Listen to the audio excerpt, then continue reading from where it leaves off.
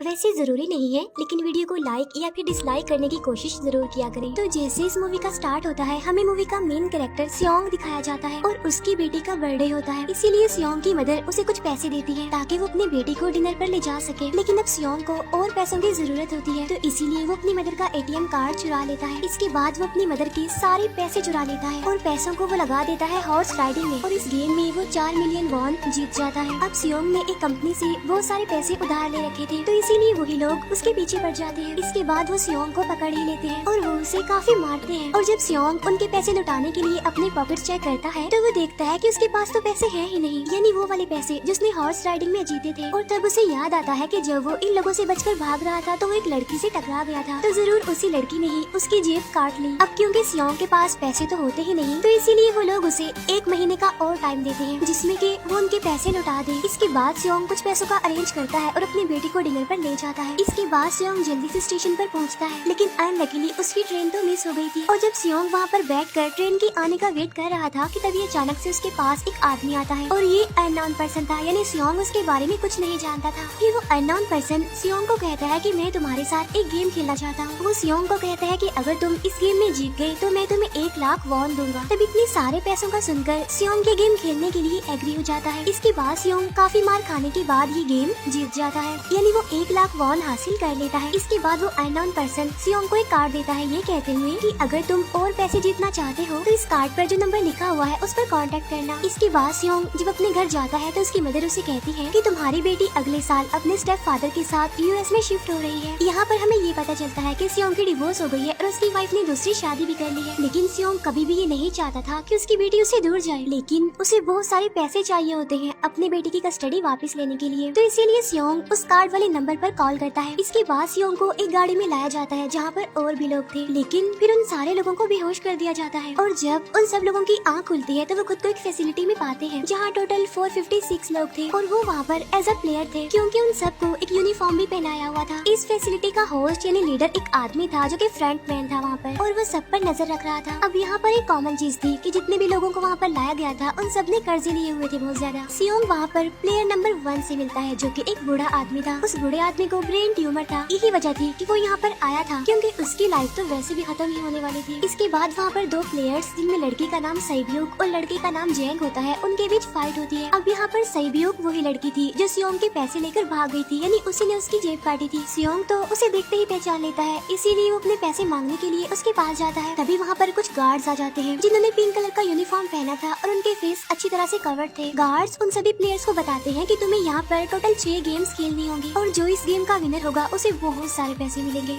इसके बाद उन सबसे एक कॉन्ट्रैक्ट पर साइन करवाया जाता है और इस कॉन्ट्रैक्ट के 3 मेन रूल्स थे। पहला रूल ये कि कोई भी प्लेयर अपनी मर्जी से गेम को छोड़कर नहीं जा सकता। दूसरा रूल ये होता है कि जो भी प्लेयर खेलने से मना करेगा तो उस प्लेयर को एलिमिनेट कर दिया जाएगा, और उनके मुताबिक एलिमिनेट का मतलब क्या था ये तो हम आगे ही जानेंगे। गेम का तीसरा रूल ये था कि अगर मेजोरिटी इस गेम को खेलना नहीं चाहती तो वो इस गेम को छोड़कर जा सकते हैं। इसके बाद उन सबको गेम के लिए ले जाया जाता है। अब यहाँ पर सियोंग अपने क्लासमेट सेंगवू से भी मिलता है जो कि उसे बचपन से जानता था। सियोंग उसे वहाँ पर देखकर काफी हैरान होता है क्योंकि वो तो किसी बिजनेस के लिए आउट ऑफ कंट्री चला गया था। अब पहले गेम के लिए वहाँ पर एक काफी बड़ी डॉल थी और इस गेम का रूल काफी सिंपल था, और वो ये था कि डॉल जब भी गाना गाएगी उन सबको आगे बढ़ना है, और जैसे ही वो गाना गाना बंद करेगी तो उन सबको रुक जाना है और मूव नहीं करना है, और अगर कोई हिल गया तो उसे एलिमिनेट कर दिया जाएगा। अब स्टार्टिंग में तो ये सब कुछ उन्हें किसी प्रैंक की तरह लग रहा था, लेकिन जब एक लड़का हिल जाता है तो उसे शूट करके मार दिया जाता है, और यही होता है एलिमिनेट का मतलब, यानी उन्हें मार दिया जाएगा। अब ये देखकर वो सारे लोग काफी घबरा जाते हैं और उन्हें पता चल चुका था कि वो खतरे में है, इसीलिए लोग डरते हुए पैनिक करते हुए इधर उधर भागने लगते हैं।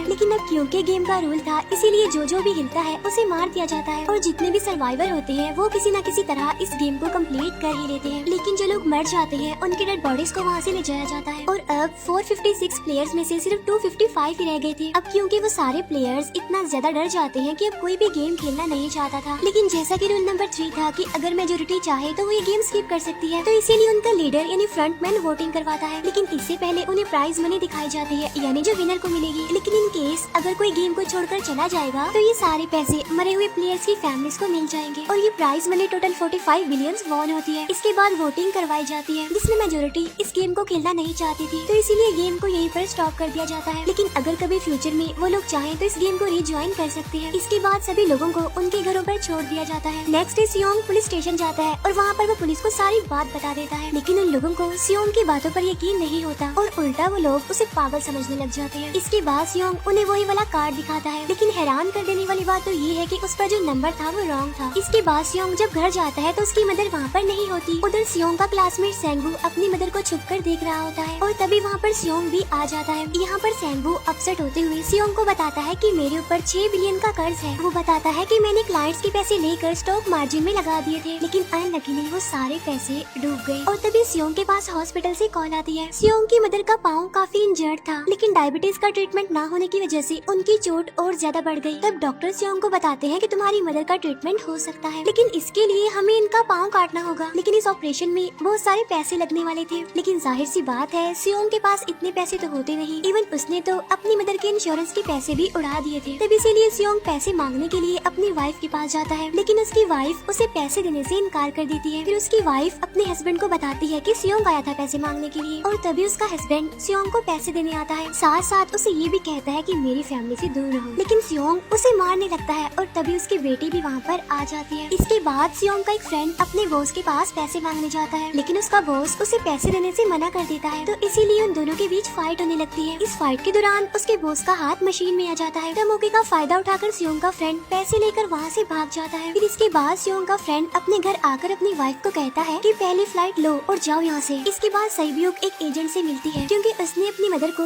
नॉर्थ एरिया से साउथ एरिया में लाना था। सईब्यूक वही लड़की जिसने सियोंग की जेब काटी थी, लेकिन यहाँ अपनी मदर को लाने के लिए सईब्यूक को बहुत सारे पैसों की जरूरत थी। अब सईब्यूक का एक छोटा भाई भी होता है जिससे उसने प्रॉमिस किया होता है कि मैं मदर को जरूर ले आऊंगी। इसके बाद हमें एक ऑफिसर दिखाया जाता है और इस ऑफिसर का भाई कुछ टाइम से मिसिंग था, इसीलिए वो ऑफिसर अपने भाई के घर जाता है, जहाँ उसे पता चलता है कि उसका भाई तो पिछले कुछ दिनों से अपने घर पर भी नहीं आया। और जब वो ऑफिसर घर को चेक कर रहा होता है तो उसे एक कार्ड मिलता है वहाँ पर, और इस ऑफिसर ने सेम ऐसा ही कार्ड पुलिस स्टेशन में सियोंग के पास भी देखा था, तो इसीलिए वो ऑफिसर सियोंग के पास जाकर उसे इस बारे में पूछता है, लेकिन सियोंग उसे कुछ नहीं बताता। इसके बाद सियोंग जब अपने घर जाता है तो उसे वो कार्ड दोबारा मिल जाता है वहाँ पर। अब सियोंग डिसाइड करता है कि वो दोबारा से उस गेम को ज्वाइन करेगा, इसीलिए सभी प्लेयर्स को एक शिप के पास ले जाया जाता है। इधर ही वो ऑफिसर भी गाड़ियों का पीछा करते हुए उस शिप तक आ जाता है। वो एक गार्ड को मारकर उसे पानी में फेंक देता है। इसके बाद उन सभी प्लेयर्स को एक आइलैंड पर मौजूद फैसिलिटी में लाया जाता है। अब यहाँ पर उन्हें जरा भी अंदाजा नहीं था कि अगला गेम कौन सा होगा और उसे कैसे खेला जाएगा। इसके बाद वो लोग अपनी अलग अलग टीम्स बना लेते हैं। रात को सईब्यूक और उसकी फीमेल फ्रेंड वॉशरूम जाते हैं। यहाँ पर सईब्यूक गार्ड्स की नजरों से बचते हुए उस फैसिलिटी को एक्सप्लोर करने लगती है। तभी वो देखती है कि गार्ड्स बड़े बड़े बर्तनों में कुछ बना रहे हैं,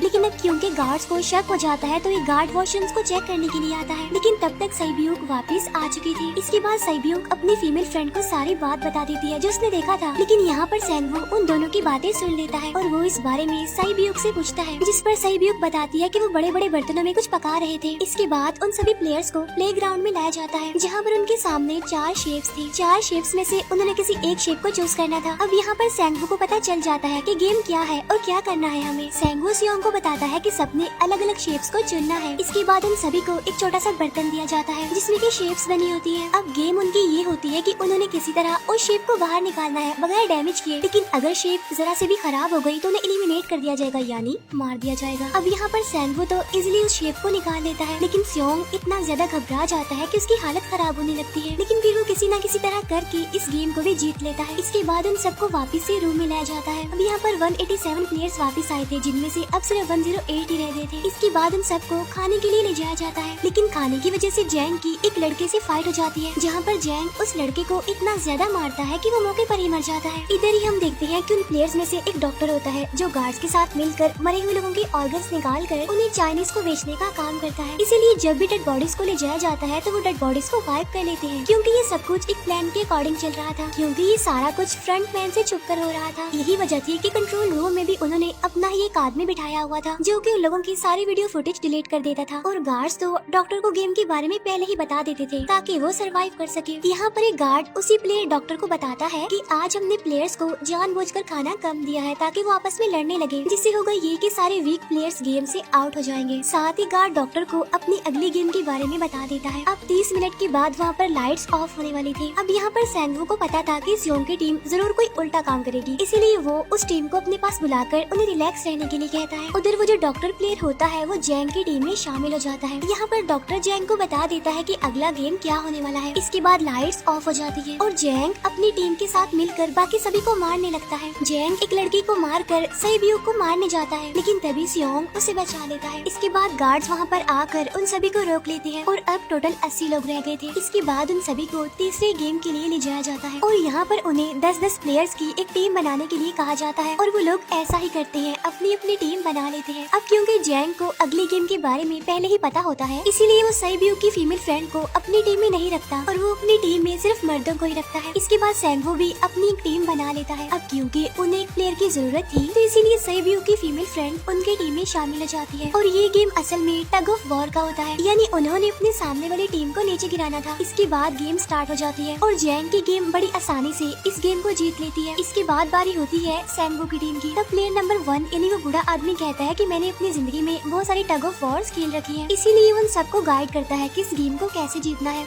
तो इसीलिए वो लोग किसी न किसी तरह करके इस गेम को जीत जाते हैं। फिर दिखाया जाता है कि 30 मिनट के बाद दोबारा से लाइट्स ऑफ हो जाएंगी, जिस पर सैंगवू उन सबको कहता है कि रेडी रहना। तो इसीलिए वो डिसाइड करते हैं कि एक एक करके हम पहरा देंगे। अब जैंग की टीम में एक से बढ़कर एक चालाक प्लेयर था, तो इसीलिए जैंग को डर होता है कि कहीं उसकी टीम उसे ही साइड पर न लगा दे, यानी उसे ही अपने रास्ते से न हटा दे।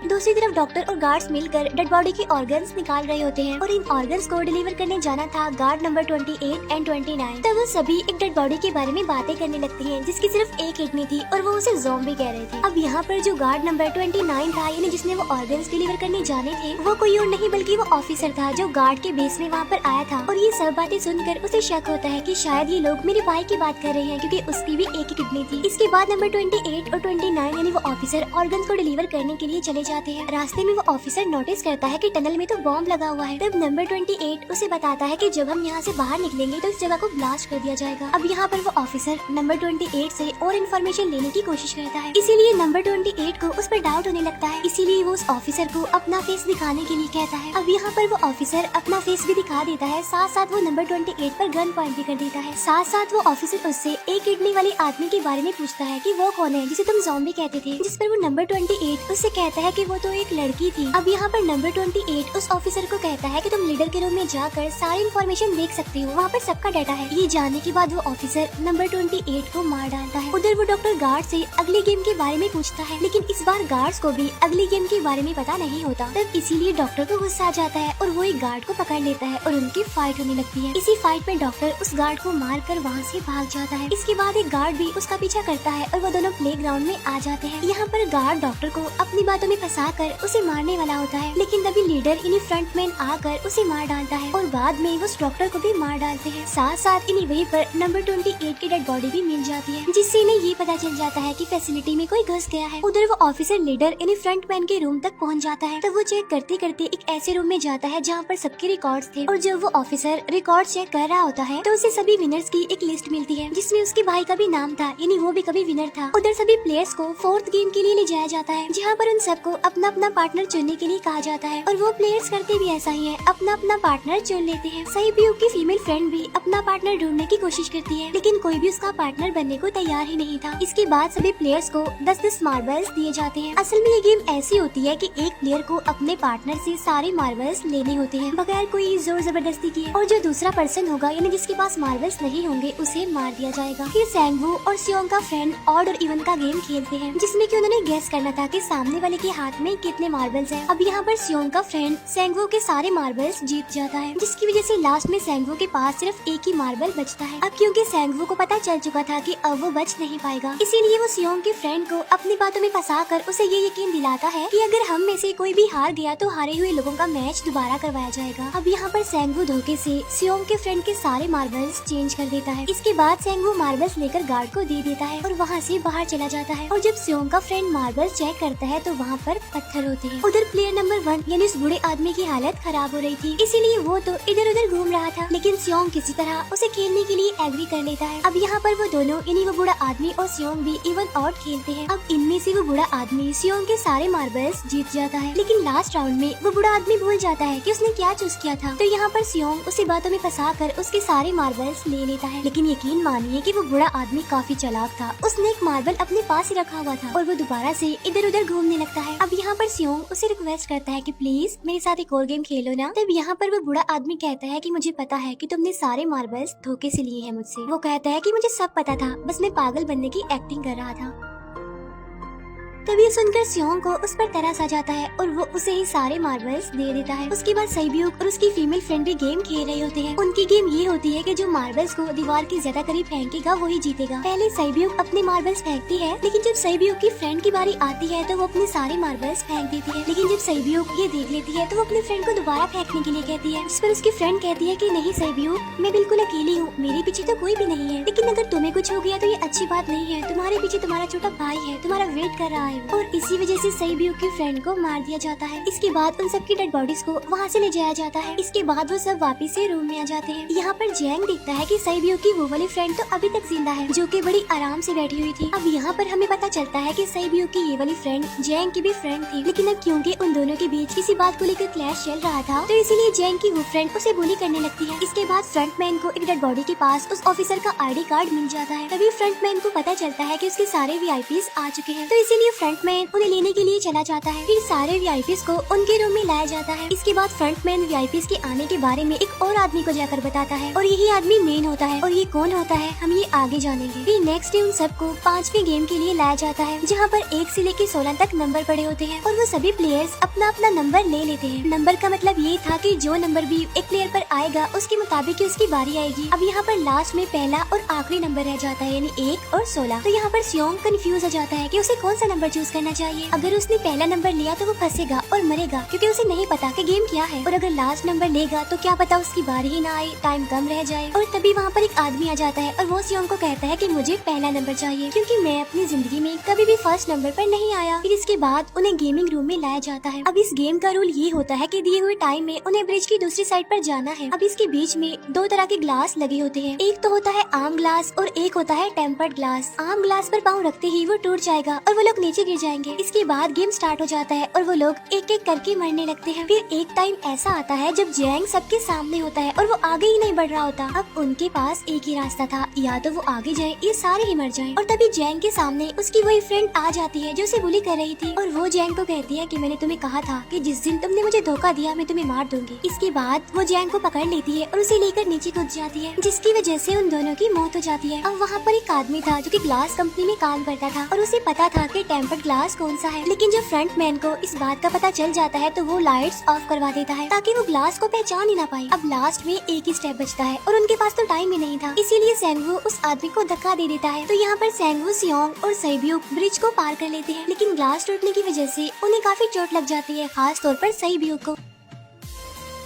उधर उस ऑफिसर ने एक सर्वेंट को मारकर उसकी जगह खुद ले ली थी। अब एक VIP को उस ऑफिसर पर शक होता है और वो उसे कहता है कि अपना मास्क रिमूव करो, लेकिन वो ऑफिसर कहता है कि ठीक है, लेकिन मैं अंदर जाकर अपना मास्क रिमूव करूंगा। इसके बाद वो ऑफिसर उस VIP को लेकर अंदर चला जाता है। अंदर जाकर वो ऑफिसर उस VIP को बेहोश कर देता है और इस बात का पता फ्रंटमैन को चल जाता है, इसीलिए फ्रंटमैन उसके पीछे जाता है और वो उस ऑफिसर को देख लेता है, इसीलिए वो ऑफिसर वहाँ से भागकर आइलैंड पर आ जाता है। फ्रंटमैन भी उसका पीछा करते हुए वहाँ पर आ जाता है। अब यहाँ पर वो ऑफिसर अपने सीनियर्स को कॉल करने की कोशिश करता है, लेकिन कॉल कट हो जाती है। फिर वो ऑफिसर उन्हें सारे सबूत भेजता है, लेकिन वहाँ पर नेटवर्क नहीं था। इसके बाद फ्रंटमैन ऑफिसर को पकड़ लेता है और उसे उनके साथ चलने के लिए कहता है, लेकिन वो ऑफिसर तो उस फ्रंटमैन पर गोली चला देता है। इसके बाद फ्रंटमैन अपना मास्क उतार देता है, तो वो ऑफिसर देखता है कि वहाँ पर कोई और नहीं बल्कि उसका अपना भाई है वो। इसके बाद ऑफिसर का भाई यानी फ्रंटमैन उसे शूट कर देता है और वो जाकर पानी में गिरता है। उधर ग्लास लगने की वजह से सैब्यूक काफी इंजर्ड हो गई थी और उसका बहुत सारा खून भी बह रहा होता है। इसके बाद इन सर्वाइवर्स को डिनर के लिए ले जाया जाता है और उनके पास एक एक नाइफ भी रख दिया जाता है, मतलब रात में उन तीनों में से कोई भी एक दूसरे को मार देगा। तभी सियोंग नोटिस करता है कि सईब्यो की हालत काफी खराब है, इसीलिए वो सईब्यो को कहता है कि फिक्र मत करो, हम दोनों साथ हैं और इस गेम में हम दोनों मिलकर सैंगवू को हरा देंगे। इसके बाद हम दोनों यहाँ से बाहर निकल जाएंगे और पैसों को आधा आधा डिवाइड कर लेंगे। सईब्यो उसे बताती है कि मेरा एक छोटा भाई है जिसे मैं ऑर्फनेज में छोड़कर आई हूँ और अगर हम दोनों में से कोई भी जिंदा बचकर बाहर जाएगा तो उसे उन दोनों की फैमिलीज का ख्याल रखना होगा। अब सईब्यो की हालत काफी खराब थी, उसे डॉक्टर की जरूरत थी, इसीलिए सियोंग कोई मदद लाने के लिए जाता है, लेकिन जब तक वो वापस आता है तब तक सैंगवू सईब्यो को मार चुका था। फिर नेक्स्ट डे उन दोनों को गेम नंबर 6 यानी लास्ट गेम के लिए ले जाया जाता है। गेम का रूल बड़ा ही सिंपल था कि मार दो